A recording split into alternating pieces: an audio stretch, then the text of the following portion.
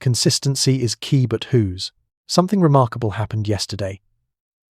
And if you blinked, you might have missed the significance. Within 3 hours of each other, two men released two videos. Both styled on old cathode ray televisions, both dripping with nostalgic patriotic imagery, both set to dramatic music, both using rapid cuts, text overlays, and near-identical production techniques.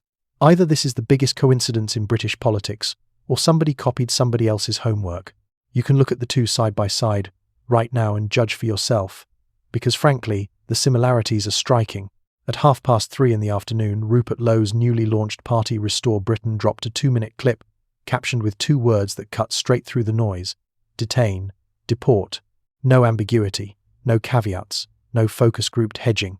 The video laid out what Lowe has described as a hardline but necessary immigration policy. Immediate detention and deportation of illegal entrants and overstayers, followed by action against legal residents who, in his party's stated view, have failed to integrate into British society. Then, just after 6:45, barely 3 hours later, Nigel Farage posted his own 61-second video. The caption? Consistency is key. The footage? Archival. Farage in his UKIP pomp, calling for a full moratorium on immigration. Strong stuff. Familiar stuff. The kind of rhetoric that built a movement and won a referendum. But here is the thing that jumped out at people immediately. Same retro television format, same dramatic editing style, same visual playbook. Coincidence? Maybe. But the internet did not think so, and neither did most of the people replying.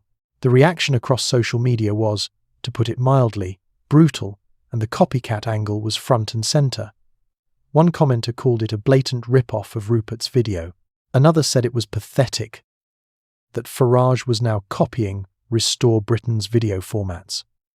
One user pointed out he had made a video in the exact same style, but the production was markedly worse. Others were less polite. One simply said it was weird, that this was clearly Restore Britain's format and Farage was just jumping on the bandwagon. And tellingly, nobody was making the accusation the other way round. The timeline made it obvious who posted first, but it went deeper than the visuals. Clips circulated of Farage reportedly stating in more recent interviews that mass deportations are, in his view, a political impossibility. Users placed those remarks directly alongside the old footage and asked a fair question.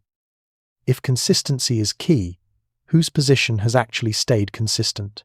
One commenter said they had campaigned for Farage in by-elections and now felt completely sold out. Even some reform-leaning accounts stayed noticeably silent rather than try to defend it. Now let us be clear about the facts. Net migration to this country has run at record levels for years, north of 700,000 annually by recent estimates. The previous Conservative governments, across 14 years in office, promised time and again to bring numbers down, and never delivered. Labour scrapped the Rwanda deterrent and have, by any reasonable assessment, shown no serious appetite to confront the scale of the problem. The foreign-born share of the population has climbed above 16%, according to census data. Grooming gang inquiries have been delayed, diluted, or quietly buried. Channel crossings continue in the tens of thousands every year. And ordinary people, the people who were promised again and again that someone was listening, are running out of patience. That is the backdrop against which both of these videos landed.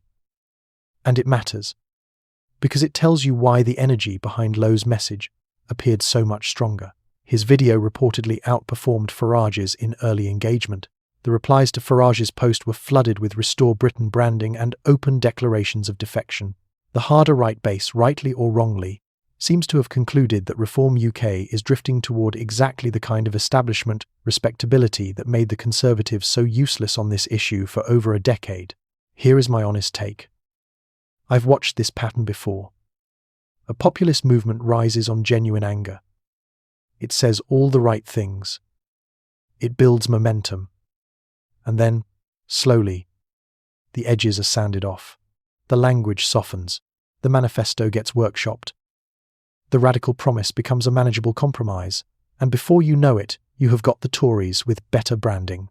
That is the accusation being levelled at Reform right now. And whether you think it is fair or not, it is cutting through. Restore Britain's argument, and it is one worth taking seriously, is that real change requires principle over polling. That you cannot promise the electorate a revolution and then deliver a reshuffle. That the moment you start saying deportation is a political impossibility, you have already conceded the fight. Now, whether Lowe and his party can actually deliver on rhetoric, that bold, is another question entirely. History teaches us to be skeptical of every new movement that claims it will be different this time. But the fact that so many people are willing to listen tells you everything about how badly the mainstream has failed. What struck me most about yesterday was not either video on its own. It was the identical format, the old televisions, the retro styling, the dramatic cuts. Two men using the same visual language, released hours apart. If Farage's team did not see Lowe's video before making theirs, it is one of the most extraordinary coincidences I have ever seen in politics. And if they did see it, well, that tells you something too. It tells you who is setting the pace and who is trying to keep up. So watch them both. Compare the words with the actions. And remember that the only consistency that matters is between what a politician says and what a politician does. Stay informed, stay engaged, and hold them all to account.